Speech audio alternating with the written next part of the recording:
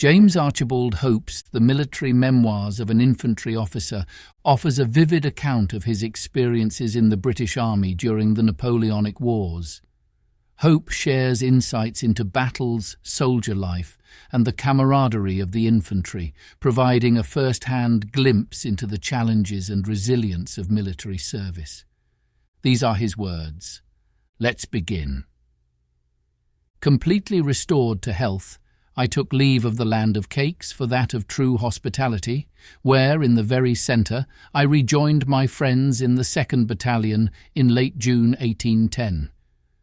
Originally, I intended to mention my service in this part of the world only briefly, perhaps with a similar note when I left the 2nd Battalion for the Peninsula. However, a much-valued friend, feeling that the memoir would be incomplete without a few descriptions of the duties soldiers often have to perform in Ireland and the enemies they face, strongly urged me to include more. In deference to his opinion, I have selected the following for inclusion. Athlone is a very ancient town, standing on both banks of the River Shannon, which is crossed by an old, ugly, poorly built, narrow bridge. The general appearance of Athlone is extremely antiquated and far from prepossessing. It is what we might aptly call a finished town. Dull and lifeless as everything appeared during the day, we still managed to pass the monotonous hours of a soldier on home service pleasantly enough, thanks to the kind attentions of the families living in and around the town. These private gatherings were generally pleasant, but they weren't our only source of amusement.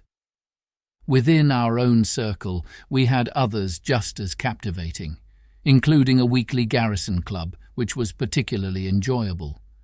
The cost was limited to £0.50, for which each member was entitled to supper and 2 tumblers of punch. Officers from different corps gathered at 7 o'clock, playing cards, chess, or backgammon until 10. Then we would attack the poldowdies, potatoes, and after devouring a few hundred and doing justice to the poteen, we would retire to our respective quarters before midnight, always in good humour with ourselves and with the friends we had been happy to meet a few hours earlier. Since that time, I have heard many individuals who consider themselves more sensible or worldly wise than their peers speak harshly against regimental messes and garrison clubs, claiming they lead young officers from temperance to dissipation. If these people had taken a closer look at military society, they would have come to a very different conclusion.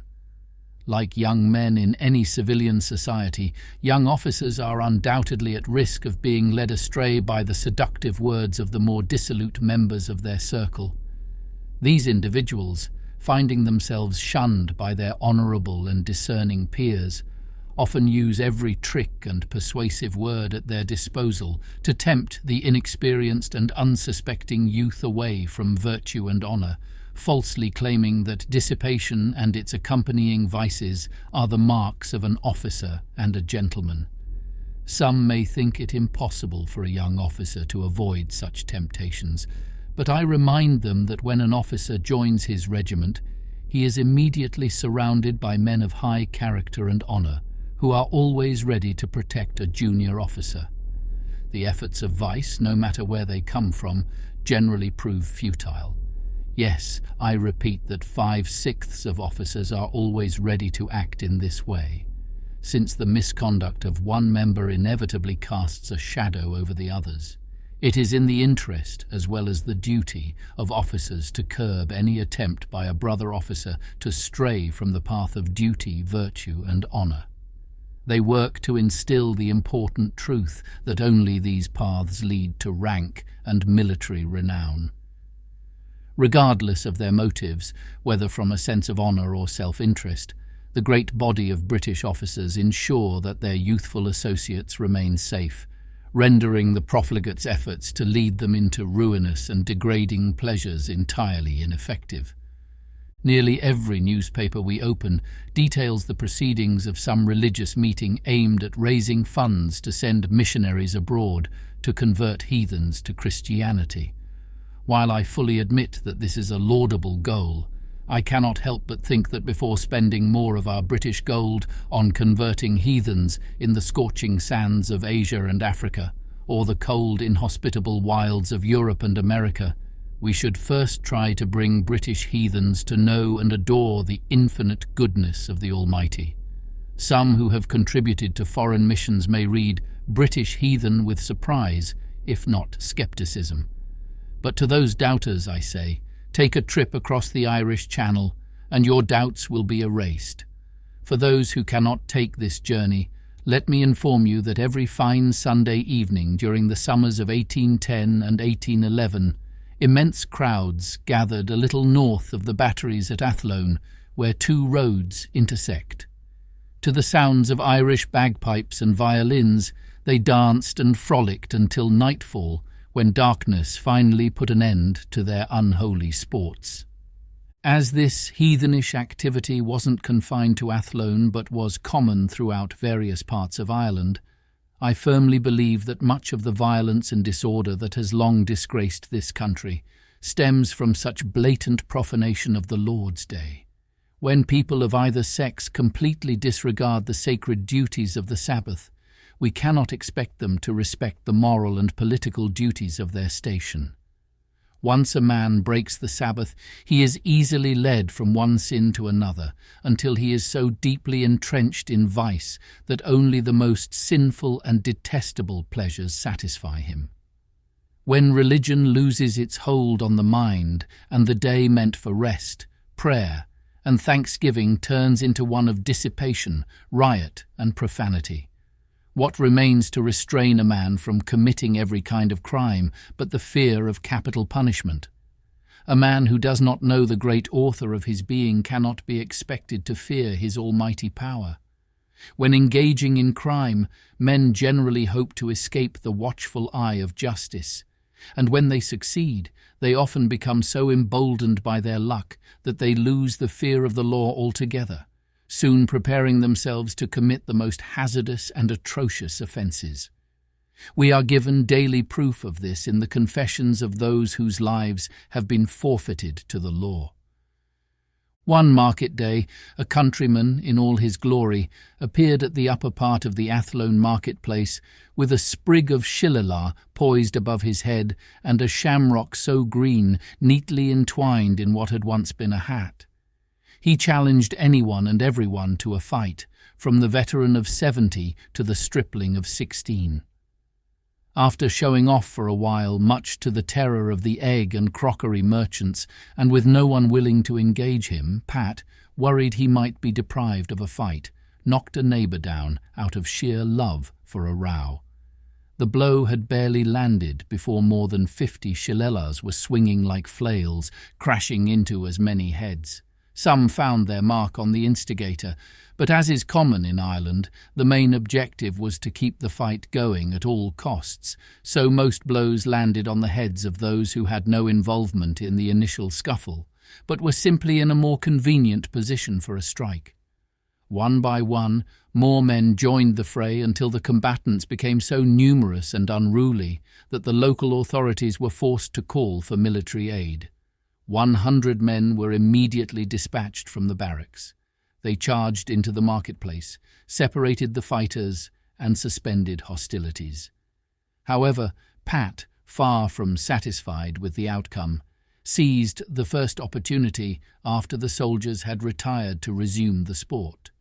The fight reignited as fiercely as before.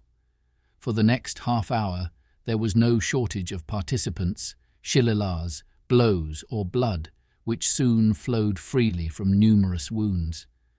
Heads were cracked, arms damaged and bones fractured, but still no one thought of giving up. Everything was going exactly as Pat had hoped, until the same party of soldiers, as Jack would say, lobsters, charged the crowd a second time. Were it not for the officers, the soldiers would have thoroughly thrashed the unruly crowd, properly punishing them for their barbarous foolery. After clearing the marketplace, the soldiers retired, leaving the fighters to bind their wounds and tend to their fractured limbs as best they could.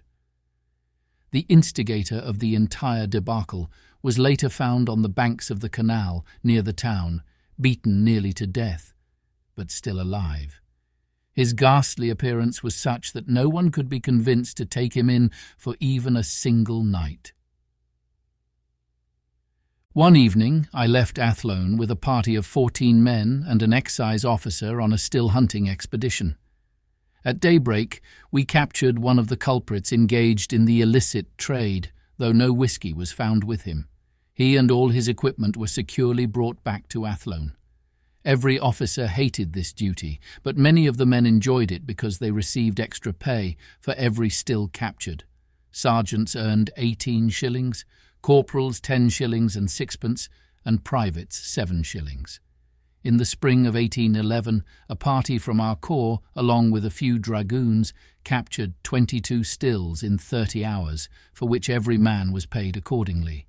These startling facts should convince those in charge of Ireland's revenue laws that any system requiring so much money to maintain is inherently unsound.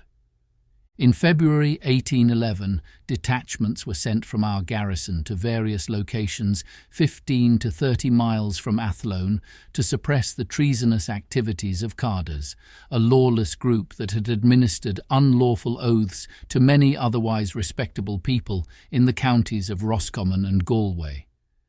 When those detachments were recalled and others were sent to replace them, I led one such detachment from Athlone on the 11th of April. After an early dinner with a fellow officer in Roscommon, I continued on to Ballymobaggot, in County Galway. My quarters in the village were miserable. The only accommodations I could find were a small room and a closet, neither of which had ceilings. The only thing between the clay floor and the thatched roof was large quantities of soot hanging from the roof in long, beautifully curled rows, as neatly suspended as the black feathers on a Highlander's bonnet. Despite these poor conditions, I left Ballymo after 6 weeks with considerable regret, having experienced genuine hospitality during my stay.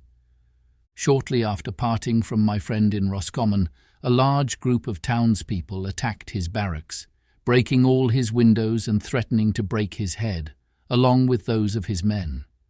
This provoked my friend's temper, and, disregarding the consequences, he led his 20 men out of the barracks, fixed bayonets, and charged through the market square, clearing it of rioters in an instant. One of them received a deep stab in the rear.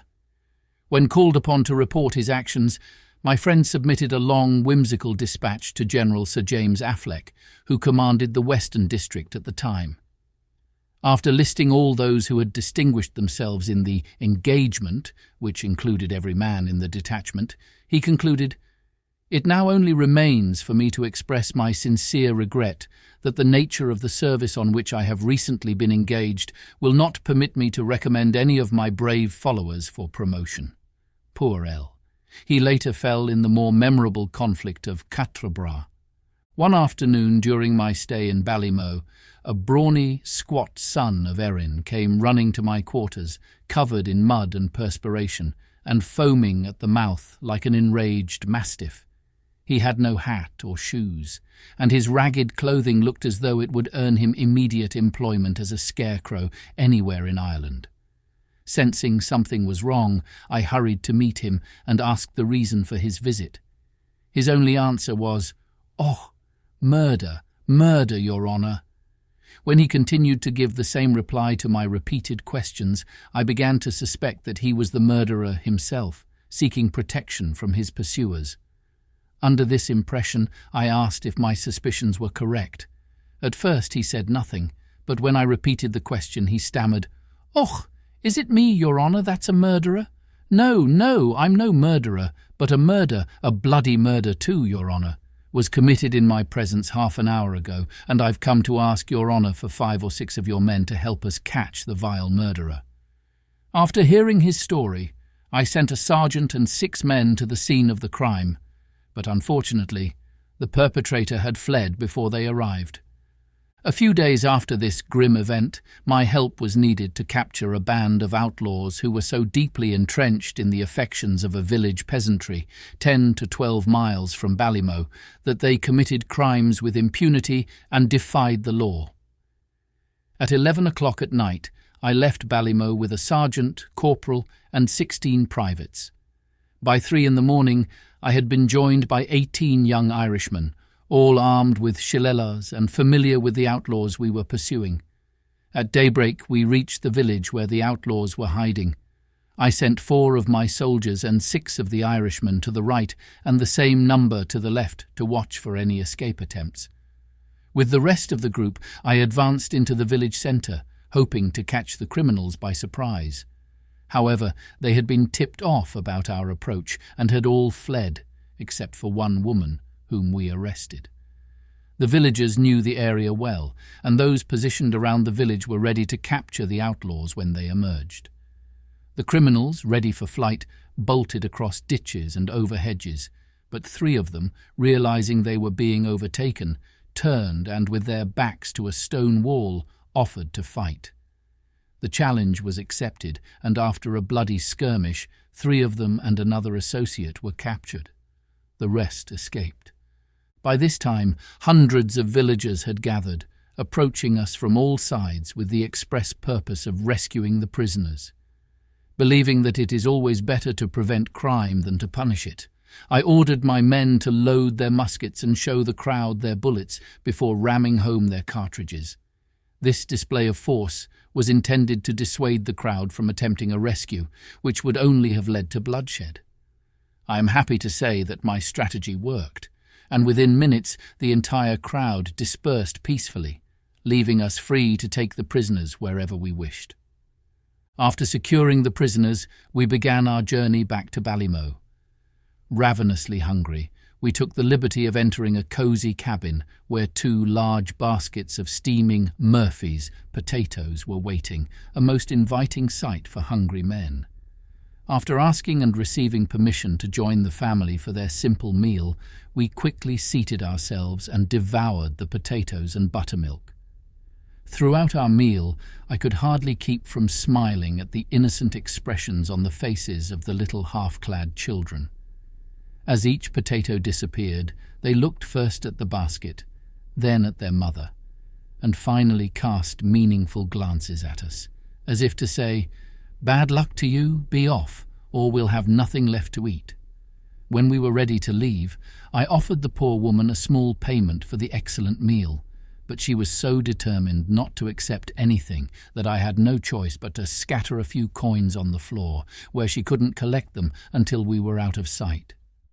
I'll conclude this chapter with an anecdote told to me by the gallant Major himself. Major C, upon joining the regiment in November 1810, was forced to take lodgings in town. One morning before daybreak, he was awakened by a hideous noise under his window. Thinking it was a group of carders on their way to attack the barracks, the Major quickly dressed in his military gear. His servant, John, who had been awakened by the Major's loud voice, entered the room just as the Major was buckling his sword. With his mouth wide open and his eyes half closed, John anxiously asked what had happened. "The carders are at the barracks by now," replied the Major. "Did you see them, sir?" asked John. "Why, no," answered the Major, "but I heard their unearthly screams as they passed under the window." John, doubting the Major's conclusion, scratched his head, shrugged his shoulders, and, with a confused expression, seemed hesitant to speak. When the Major asked him what was on his mind, John replied, "I've just been thinking, sir, that what you took for the cheers of those blackguards, the carders, was probably the cries of some country lassies at a funeral." Since the morning was unusually dark, and the Major was unfamiliar with Irish funeral customs, John's suggestion didn't change his mind. Instead, he became convinced that John was better suited for a place in Bedlam than as his personal servant. Completely sure of himself, the Major, after hurling a few well-chosen insults at John, was on his way to the barracks when his landlord, who had overheard their conversation, stopped him and explained that the noise had indeed been the sound of local women escorting a friend to her final resting place. Now that I've satisfied my friend's request, although perhaps not as fully as he might have hoped, we shall, with his permission, take a temporary leave of Erin, and by easy stages proceed to the theatre of war in the peninsula and join the gallant quarrel. With a detachment consisting of 1 major, 2 captains, 4 subalterns, 1 assistant surgeon, and 248 rank and file, I took leave of Athlone on the morning of the 17th of August 1811, and proceeded to Fairbairn on our way to the place of embarkation. On the 18th we moved forward to Burr, the next day to Roscrea, on the 20th to Thurles, and on the 21st to Tipperary, where we halted for the following day. On the 23rd our route took us to Mitchelstown, and then to Fermoy on the 24th. Here an order had arrived ahead of us, requiring 48 of the detachment to return to Athlone, as they were considered too young to endure the rigours of a Peninsular Campaign. The poor young lads, upon learning their fate, shed sincere, heartfelt tears of sorrow. 2 hours before daylight on the morning of the 30th, they began their return, while a little after dawn we bade farewell to Fermoy, proceeding to Cork. The next morning we embarked at Monkstown on board the Minerva transport. Having prudently purchased a good stock of provisions for our short voyage, we weighed anchor at 7 o'clock on the morning of the 7th of September and soon left Cove Harbour, with a gentle breeze from the land. Sailing along with a favourable wind, we spotted the Rock of Lisbon just after sunrise on the 19th. At about 2 o'clock, a pilot came aboard and expertly guided the old ship up the majestic Tagus to a berth opposite Fort Belem. At 3 o'clock in the afternoon on the following day, we disembarked at the Black Horse Square. The men were quartered in a convent, while the officers were billeted with local residents. The exterior view of Lisbon from the Tagus is strikingly beautiful, rivaling the finest cities in Europe. However, the inside of the city is so revolting that one is forced to rank it below even the lowest. The streets, narrow and poorly paved, are filthy beyond description. Every night between 9 and 10 o'clock, all manner of waste, no matter how vile, is thrown from windows and balconies into the streets with little warning, so that the ominous cry of "Garde de l'eau" rarely reaches the ears of passers-by in time to avoid being thoroughly drenched by their fellow inhabitants from above. The citizens of Lisbon neither contribute physical labour nor money to clean up this awful mess. With no one to remove the filth, the city relies solely on the occasional heavy rains and hordes of half-starved dogs, which are kept confined during the day and released at night to scavenge for food wherever they can find it. The pitiful howls of these wretched animals as they roam the streets would evoke sympathy from the coldest heart.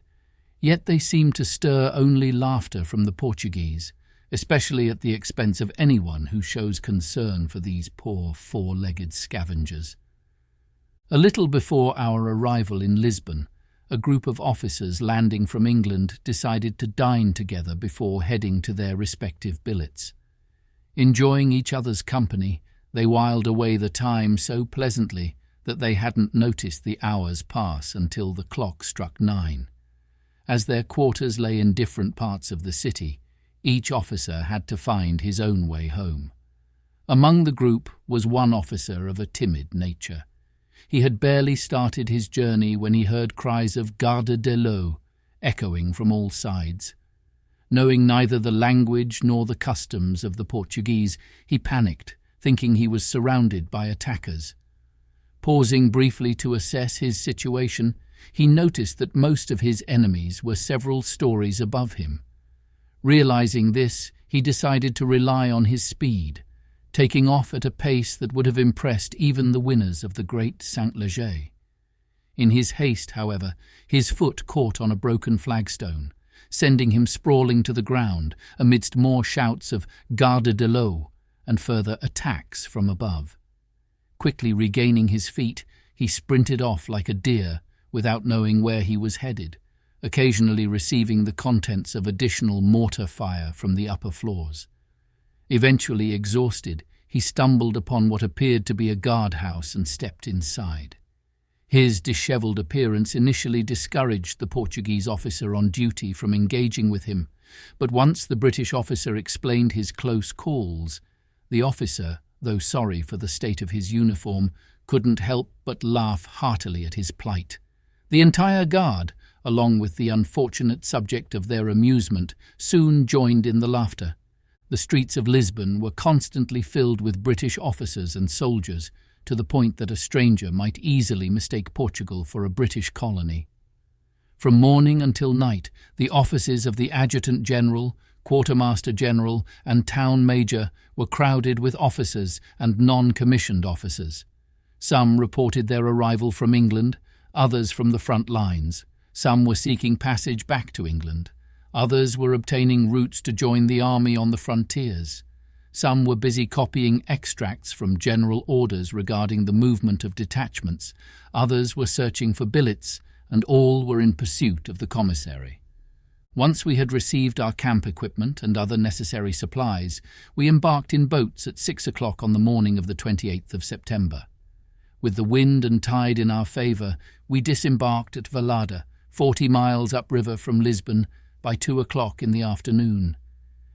This small village, standing on the right bank of the Tagus, bore clear signs of the devastation inflicted by the ruthless invaders. When Lord Wellington withdrew from Almeida to the famed position of Torres Vedras, the local inhabitants were urged to move themselves and their property to a safer area behind the Allied lines. Among the few who ignored these warnings was an elderly man who, with his wife and beautiful daughter, remained in Valada. After Massena's advance was halted at Torres Vedras, his troops spread throughout the countryside, seeking shelter from the harsh weather. Valada was occupied, and a detachment was quartered in the old man's house. It didn't take long for the two officers stationed there to become infatuated with the daughter Maria. They both attempted to court her, but she rejected their advances with disdain. This infuriated them, and from that point on they sought the ruin of the family. The father, realizing too late the danger his daughter was in, could do little to prevent it. When the detachment was ordered to move to Santarem, one of the officers made one last attempt to win Maria's hand, which she refused as before. In retaliation, the girl was dragged from her home. Her father, trying to save her, was wounded by a bayonet and soon died from his injuries. The mother was also abused, the house plundered, and nothing remained but the broken family, the widowed mother and her daughter, once beautiful and happy, now miserable and destitute.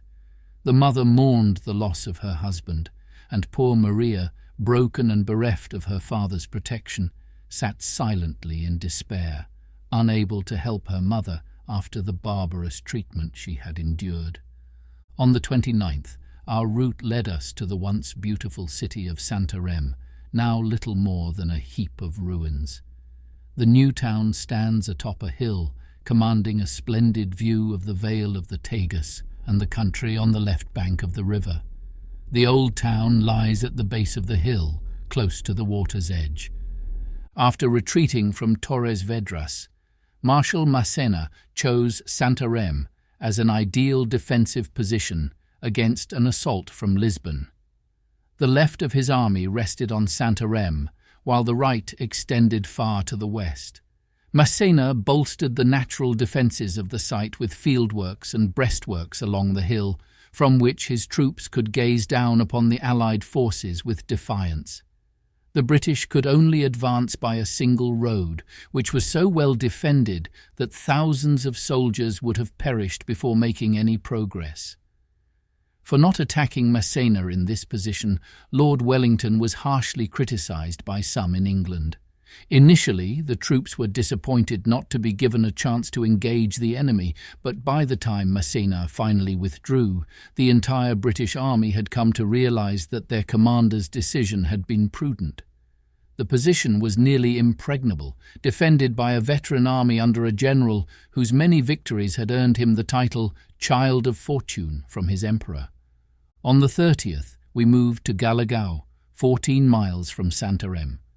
During the last French invasion of Portugal, hundreds of inhabitants of this large village were turned out by the French, who looted their homes and then either demolished or burned them.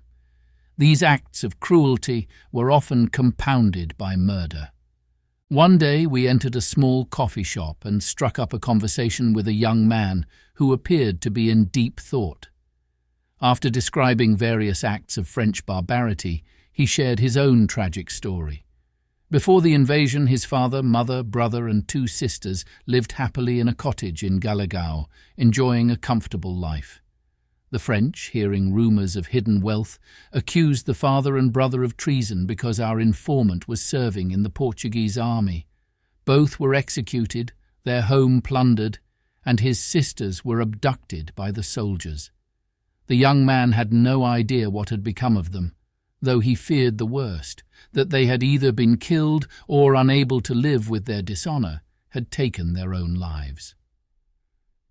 The next morning we arrived in Punhete, once a neat village now nearly destroyed. It lies on a flat plain at the confluence of the Tagus and Zézer rivers, surrounded by barren hills.